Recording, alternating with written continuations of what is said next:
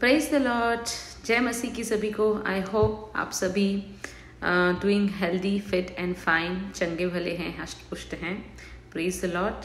तो चलिए आज हम कंटिन्यू करेंगे। हमने इसके पहले की वीडियो में हमने देखा था कि हमने लूका का 13 चैप्टर हमने 10 से लेकर 13 तक किया था कि कैसे जो है यीशु ने आराधनालय में उपदेश करते हुए उस कुबड़ी स्त्री को चंगा किया। Hallelujah, praise the lord. तो आज हम 14 से हम पढ़ेंगे, 13 का 14 लूका।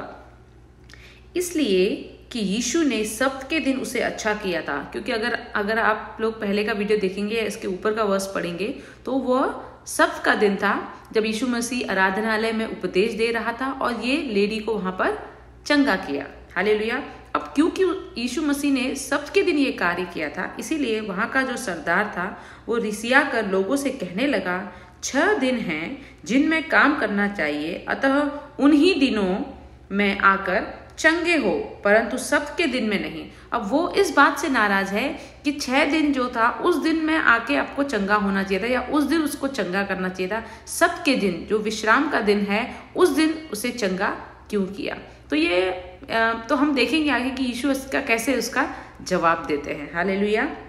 यह सुनकर प्रभु ने उत्तर दिया। देखिए, हमारा परमेश्वर जो है वो हमारी ओर से उत्तर देता है और हमारा परमेश्वर ने हर चीजों को समझने के लिए बहुत ही अच्छे से हमें समझाया है। अब देखिए क्या कहते हैं। यह सुनकर, क्या सुनकर कि अगर तुम्हें चंगा होना था या तुम्हें चंगा करना था तो 6 दिन आना चाहिए था। ये सब्त के दिन ये कार्य क्यों किया गया? क्योंकि पुराने नियम में सब्त के दिन कहा माना जाता था कि वो संडे का दिन, मतलब वो रेस्टिंग का दिन है, वो विश्राम का दिन है और उस दिन कुछ कार्य नहीं होगा। तो कैसे जो पुराने जो लोग नियमों को अपने हिसाब से तोड़ते और मरोड़ते हैं, कैसे उन चीजों को लेकर वो नाराज होते थे कि क्यों आज के दिन इस कुबड़ी स्त्री को चंगाई क्यों मिली, या वो क्यों आई, या उसे क्यों दी गई। तो यीशु मसीह क्या कहते हैं। यह सुन प्रभु ने उत्तर दिया, हे कपटियों। तो ऐसे लोगों को परमेश्वर ने क्या कहा है? कपटियों कहा है, जो कि नियमों को जिस तरह से फॉलो करने के लिए कहा गया है उसको छोड़कर अपनी ही थियरी उसमें लगाते हैं और अपने ही सोच लगाते हैं और अपने हिसाब से जो अपने लिए सही है या अपने मन से जो है उसको वो तोड़ते और मरोड़ते हैं और मानते हैं और मनवाने की कोशिश भी करते हैं। ऐसे लोगों को परमेश्वर ने कपटी कहा है। तो हमें बहुत सावधान रहना है। क्या सबके दिन तुम में से हर एक अपने बैल या गधे को थान से खोलकर पानी पिलाने नहीं ले जाते? अब यीशु कहता है सबका दिन का मतलब एक्चुअल में समझा रहा है यीशु मसीह कि क्या सबके दिन, क्या संडे के दिन तुम अपने जो तुम्हारे डोमेस्टिक एनिमल्स हैं, जो तुम्हारे पालतू जानवर हैं, उसमें दिया है बैल कहा है, गधे कहा है, क्या तुम उन्हें खोलकर पानी पिलाने नहीं ले जाते? क्या सबके दिन तुम अपने जिनकी तुम देख रेख करते हो, तो यहाँ पर कहने का मतलब है कि जिनकी तुम देख रेख करते हो, जो तुम्हारे अंडर में है, जिनका पालन पोषण तुम कर रहे हो, है ना, मतलब यहाँ धरती में तुम उनको पानी पिला रहे हो, उनको खान पीन दे रहे हो, उनकी केयर कर रहे हो, उनके लिए घर बनाया हुआ है, तो क्या तुम सब्त के दिन उन्हें भूखा और प्यासा छोड़ते हो? क्या तुम सब्त के दिन उन्हें पानी पिलाने नहीं ले जाते? क्या तुम उन्हें सबके दिन बंधा हुआ छोड़ देते हो? क्या तुम सबके दिन उन्हें वो आराम नहीं देते? उन्हें उनके बंधनों से उनके उससे खोलते नहीं हो? पानी पिलाने के लिए, तृप्त करने के लिए, प्यास मिटाने के लिए, भूख मिटाने के लिए क्या तुम नहीं ले जाते? कि सबके दिन तुम कहते हो क्या सबका दिन है, तुम आज ऐसे ही रहो। तो क्या उचित न था कि यह स्त्री जो अब्राहम की बेटी है, जिसे शैतान ने 18 वर्ष से बांध रखा था, सबके दिन इस बंधन से छुड़ाई जाती? हालेलुया। तो मुझे ये बहुत अच्छा लगता है। बहुत ही ब्यूटीफुल चीज़ है। परमेश्वर की बहुत बड़ी सुंदरता है कि परमेश्वर कैसे एग्जाम्पल्स के द्वारा हमसे बातें करते हैं और हमें बताते हैं कि क्या चीज़ सही है और क्या चीज़ गलत है। इसीलिए माय डियर फ्रेंड्स, ये जो बाइबल रीडिंग है, इसीलिए कई बार डिस्कनेक्शन होने के बाद भी मैं इसे फिर शुरू करती हूँ, फिर आती हूँ, क्योंकि ये परमेश्वर की ओर से एक रेवलेशन है, एक आदेश है जो मुझे दिया है कि direct conversation with the God is very important. क्योंकि परमेश्वर बाइबल के द्वारा, वचनों के द्वारा हमसे बातें करते हैं। क्योंकि जो भी प्रश्न हो, जो भी क्वेश्चंस हो, अगर हम बाइबल पढ़ते हैं, अगर हम बाइबल से जुड़ते हैं, तो पवित्र आत्मा की सामर्थ हम पर उतरती है। पवित्र आत्मा के द्वारा, प्रभु अपनी आत्मा के द्वारा, वचनों के द्वारा हमसे बातें करते हैं, हमें बताते हैं कि मेरी बेटी या मेरे बेटे क्या सही है और क्या गलत है। क्योंकि एज अ ह्यूमन, मनुष्य होने के नाते हमारे मन में कई क्वेश्चंस आते हैं, कई सवाल आते हैं कि क्या हमें ये करना चाहिए, क्या सही है, क्या गलत है, और कौन सी चीज़ें जो हैं वो हमें फॉलो करनी है और कैसे फॉलो करनी है। और ये सारे उत्तर अगर हम परमेश्वर से जुड़ जाएं, परमेश्वर के राज्य में अपने आप को सरेंडर कर दें और उसके वचनों को पढ़े, तो वो हमसे बातें करता है। तो देखिए यहाँ कितनी सुंदरता के साथ परमेश्वर ने कहा है। यहाँ पर परमेश्वर ने, अगर आप लोग ध्यान से देखेंगे, तो बैल और गधे का एग्जाम्पल कहा है। मतलब ये कहा है कि जिसकी देख रेख तुम करते हो, जिसके मालिक फिलहाल इस संसार में तुम हो, जिसको बंधनों से खोलना और बाहर ले जाना, आजाद करना, पानी पिलाना, तृप्त करना,